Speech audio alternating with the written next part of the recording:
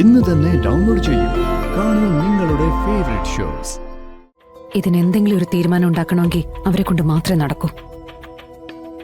മോളെ സൂക്ഷിക്കണം, അവരൊരു വിഷപ്പാമ്പാ. ആ വിഷം വലിച്ചെടുക്കാനുള്ള വിഷക്കല്ലും കൊണ്ടേ ഞാൻ അവിടെ പോവും. അവര് മരിക്കുക തന്നെയാ നല്ലത്. ഞാനിപ്പോ അങ്ങനെയൊക്കെ ചിന്തിച്ചു പോവുക. വല്യച്ചി അങ്ങനെയൊന്നും ചിന്തിക്കണ്ട. ഈ ഭൂമിയിൽ ഒന്നുമില്ലാത്തവർക്കും ജീവിക്കാനുള്ള അവകാശമുണ്ട്. പണം ഉള്ളവന്റെ ഒപ്പം തന്നെ അവൻ ശ്വസിക്കുന്നത് പോലെ ജീവവായു ശ്വസിക്കാനുള്ള അവകാശം അവർക്കുണ്ട്. അപ്പൊ പിന്നെ നമ്മൾ എന്തിനാ നമ്മുടെ ജീവിതം ഇല്ലാതാക്കുന്നേ? ദേ, കണക്കുകൾ ഈശ്വരനെ ബോധിപ്പിച്ചാ പോരെ? അതിന് ഈശ്വരൻ ഒരു സമയം തരും. അതുവരെ നമ്മൾ നമ്മുടെ ജീവൻ എടുക്കുന്ന കാര്യം ചിന്തിക്കാനേ പാടില്ല. അങ്ങനെ നമ്മളെ ചതിച്ചുകൊണ്ട് ഇവിടെ ആരും ആളാവണ്ട. വല്യേച്ചിയുടെ കൂടെ ഞാനുണ്ട്. വല്യേച്ചി ഒന്നും ഉണ്ട് വിഷമിക്കണ്ട.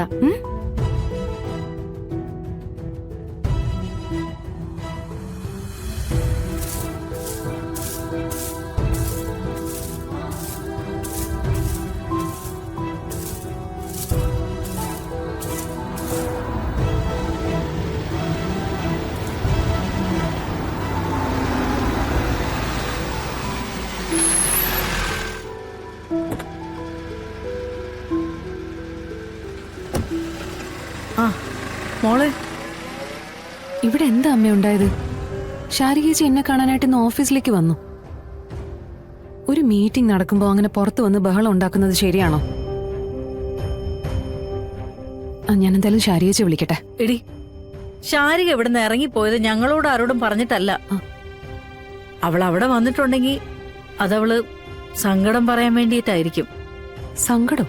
എന്ത് സങ്കടം? അത് പിന്നെ ശാരിയെ ഇനി ഇവിടെ ഇങ്ങനെ നിർത്തിയിട്ട് കാര്യമില്ലല്ലോ. രാജീവിന്റെ അമ്മയായി സംസാരിച്ച് പ്രശ്നങ്ങളില്ലാതെ കാര്യങ്ങൾ പരിഹരിക്കാനായി ഞങ്ങൾ അവളെയും കൂട്ടി അങ്ങോട്ട് പോകാൻ തയ്യാറായതാ. പക്ഷെ അപ്പോഴേക്കും രാജീവ് ഇങ്ങോട്ട് ബന്ധം വേർപെടുത്താനുള്ള വക്കീൽ നോട്ടീസ് അയച്ചു. വക്കീൽ നോട്ടീസ് അയച്ചെന്നോ? അവന്റെ അമ്മയും അമ്മാനും കൂടി ചേർന്നൊപ്പിച്ച പണിയാണെങ്കിലും അവനൊപ്പിടാതെ വക്കീൽ എന്തായാലും ഇങ്ങോട്ട് അയക്കില്ലല്ലോ. അപ്പൊ അവനും ഇതിൽ പങ്കുണ്ട് മോളെ. ഇതറിഞ്ഞപ്പോ മുതല് മാനസികമായി ആകെ തകർന്ന അവസ്ഥയിൽ അവള്. ഒറ്റയ്ക്ക് ജീവിക്കും, ജീവിച്ചു കാണിക്കും എന്നൊക്കെ വാശിയുടെ പുറത്ത് പറയുമെങ്കിലും നമുക്ക് തുണയുണ്ടെന്ന് പറയുന്ന ഒരാൾ തള്ളിപ്പറയുമ്പോ ആരായാലും തകർന്നു പോകും മോളെ. നിങ്ങളുടെ അച്ഛൻ എന്നെ തള്ളി പറഞ്ഞപ്പോഴും ഒറ്റപ്പെടുത്തിയപ്പോഴും പിടിച്ചു നിൽക്കാനുള്ള കരുത്ത് എനിക്ക് കിട്ടിയതും ജീവിക്കാൻ മനസ്സിൽ ആഗ്രഹം ഉണ്ടാക്കിയതും ഈ കുടുംബശ്രീ ഹോട്ടൽ ഇവിടെ ഉള്ളതുകൊണ്ടാ. പിന്നെ പ്രതിസന്ധികളെ തരണം ചെയ്ത് കിട്ടിയ ഒരു മനസ്സും എനിക്കുണ്ടായിരുന്നു. ഇത് രണ്ടും ശാരികയ്ക്കില്ല. സ്വാഭാവികമായിട്ട് അവള് തളർന്നും തകർന്നും പോയിട്ടുണ്ട് മോളെ. അത് പറയാനായിരിക്കും അവൾ അവിടെ വന്നത്. എന്നിട്ട് അവൾ എന്താ പറഞ്ഞേ? അവളെവിടെ? ഇതുവരെ എത്തിയില്ലല്ലോ. ഇതുവരെ എത്തിയില്ലേ? എന്നെ കാണാൻ പറ്റാത്തതിന്റെ ദേഷ്യത്തില് അവിടെ നിന്ന് അപ്പൊ തന്നെ ഇറങ്ങിന്നാണല്ലോ അനു പറഞ്ഞേ. അപ്പം ശാരികേച്ചി ഇതെവിടെ പോയി? അപ്പോ ഈശ്വര, ഈ വല്ല ആപത്തിലും ചെന്ന് ചാടുവോ? മേലും കീഴും ഒന്നും നോക്കാത്ത പെണ്ണ. അവളുടെ പൊട്ടബുദ്ധിക്ക് എന്തെങ്കിലും. ദേവി, എന്റെ കുഞ്ഞിനൊരു ആപത്ത് വരുത്തല്ലേ. നീ ഇനി അതോർത്ത് എന്തെങ്കിലും വരുത്തി വെക്കണ്ട. അവളിങ്ങോട്ട് വരും. കൊച്ചു കുട്ടിയൊന്നുമല്ലല്ലോ, തിരിച്ചറിവായതല്ലേ. എവിടേക്കെങ്കിലും ഇറങ്ങിപ്പോകുമ്പോ വീട്ടിലുള്ളവരോടൊന്ന് പറഞ്ഞിട്ട് പോകണമെന്നുള്ള സാമാന്യ മര്യാദ പോലും അവൾ കാണിച്ചില്ലല്ലോ. ഈശ്വര, നീ ഇവിടെ ഉണ്ടായിരുന്നില്ലേ? അതാ പറഞ്ഞത്, കുറെയൊക്കെ തൻ്റെ ഇടം നമ്മുടെ മോക്കുമുണ്ട്. ഗോപാൽ, എടുത്ത് ചാടി ഓരോന്നും അങ്ങോട്ട് ചെയ്യും. എന്നിട്ട് അതിന്റെ ഭവിഷ്യത്ത് നമ്മൾ അച്ഛനും അമ്മയും അനുഭവിക്കുകയും വേണം.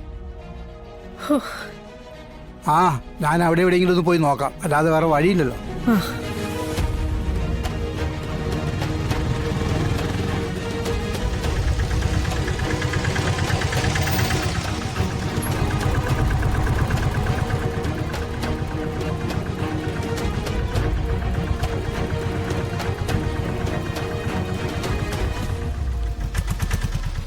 നീ ഇതെവിടെ നടക്കുക? നിന്റെ കാര്യങ്ങളൊക്കെ തീരുമാനിക്കുന്നു നടപ്പിലാക്കുന്നു ഒക്കെ നീ തന്നെയാണോ? നീ കളക്ടറേറ്റിലേക്ക് എന്തിനാ പോയത്? പിന്നെ ഞാൻ എന്ത് ചെയ്യണം? രാജീവേട്ടന്റെ കൊച്ചിനെ വയറ്റിയിട്ടോണ്ട് വക്കീൽ നോട്ടീസ് ഒപ്പിട്ട് കൊടുത്ത് മറ്റൊരു കുടുംബശ്രീ ശാരദയെ ഇവിടെ കഴിയാനോ?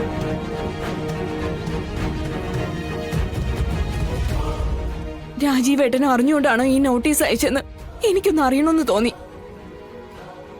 ഞാൻ വിളിച്ച എടുക്കില്ല. ഇവളെ കൊണ്ടൊന്ന് വിളിപ്പിക്കാന്ന് കരുതിയാ ഞാൻ അങ്ങോട്ട് പോയത്. അവിടെ ചെന്നപ്പോ കൊച്ചമ്മയെ കാണാൻ മുൻകൂട്ടി അനുവാദം വാങ്ങണമെന്ന കൽപ്പനയും കിട്ടി. അപ്പോഴേ എനിക്ക് എന്റെ കാര്യം മനസ്സിലായി. എന്റെ പ്രശ്നങ്ങളൊന്നും ഈ ജന്മത്തിൽ തീരില്ലെന്ന്.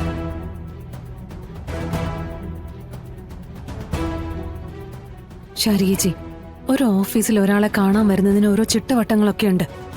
പ്രത്യേകിച്ച് ജില്ല ഭരിക്കുന്ന കളക്ടറെ. അതിപ്പോ അവിടെ വരുന്നവര് നോക്കുന്നില്ലെങ്കിൽ അവിടെ നിൽക്കുന്നവര് നോക്കും. അതില് ദേഷ്യപ്പെട്ടിട്ട് കാര്യമില്ല. ഓ, നീ ഇപ്പൊ വലിയ ജില്ലാ കളക്ടർ. മുഖം കാണിക്കാൻ ഇത്രയും ബുദ്ധിമുട്ടുണ്ടാവുന്ന് മുൻകൂട്ടി അറിഞ്ഞിരുന്നെങ്കിലേ ഞാൻ ആ വഴിക്ക് പോലും വരില്ലായിരുന്നു.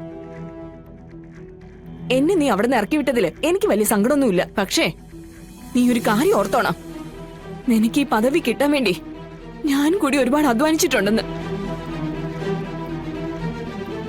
എന്റെയും കൂടി വിയർപ്പാ നിന്റെ ഈ ജോലിയെന്ന് നീ മനസ്സിലാക്കണം. അടുക്കളയിൽ കിടന്ന് എന്റെ പഠിത്തം കൂടി കളഞ്ഞ് എന്റെ വിയർപ്പും ചിന്തിയിട്ട നിന്നെ പഠിപ്പിച്ചതെന്ന് നീ ഓർക്കണം. അതൊക്കെ നീ ഓർത്തിരുന്നെങ്കിൽ എന്നോട് ഇത്ര അഹങ്കാരം നീ കാണിക്കില്ലായിരുന്നു.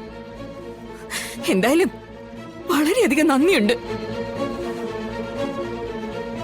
ഞാൻ മാത്രമായിട്ട് എന്നെ ഇപ്പൊ നിങ്ങൾ തള്ളി പറയുന്നു. അപ്പോ എനിക്കൊരു കുഞ്ഞും കൂടി ഉണ്ടായി കഴിഞ്ഞാലുള്ള അവസ്ഥ എന്താ? എന്നെ നിങ്ങളാരും നിങ്ങളുടെ നിഴൽ വെട്ടത്ത് പോലും നിർത്തത്തില്ലല്ലോ. കഴിയുമെങ്കിൽ രാജീവേട്ടനോടൊന്ന് സംസാരിക്കണം, ഒരു അവസാന ശ്രമം എന്ന നിലയില്. ഇല്ലെങ്കിൽ എനിക്കറിയാം എന്ത് ചെയ്യണമെന്ന്. ശാരി, മോളെ മോളെ അവൾ ആകെ തകർന്ന അവസ്ഥയില്ല. നമുക്കിനിയിപ്പോ എന്താ ചെയ്യാൻ പറ്റുക? എല്ലാത്തിനും പിന്നിൽ ആ സ്ത്രീയാണമ്മേ. രാജീവ് സാറിനെ പറഞ്ഞു തിരിക്കുന്നതും അവരൊറ്റൊരുത്തിയ. ഞാൻ എന്തായാലും അവരെ ഒന്ന് കാണട്ടെ. ഇതിനെന്തെങ്കിലും ഒരു തീരുമാനം ഉണ്ടാക്കണമെങ്കിൽ അവരെ കൊണ്ട് മാത്രമേ നടക്കൂ. മോളെ സൂക്ഷിക്കണം, അവരൊരു വിഷപ്പാമ്പാ. ആ വിഷം വലിച്ചെടുക്കാനുള്ള വിഷക്കല്ലും കൊണ്ടേ ഞാനവിടെ പോവും.